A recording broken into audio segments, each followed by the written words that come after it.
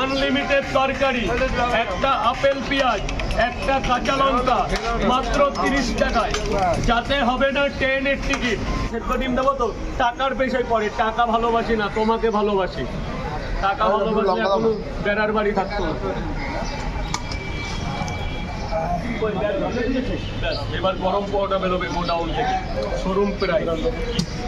এই ম্যামের 8 জায়গা প্যাকিং হয়েছে, 8 জায়গা। তাহলে এগুলো খুলছিস না কেন? এই গোডাউন খুলে গেছে। শুধু আপনাকে দাঁড় করালাম এই পরোটাটা খাওয়াবো বলে। এইমাত্র আসলো, এটা তিব্বতের পরোটা। তিব্বত দলাই নামা।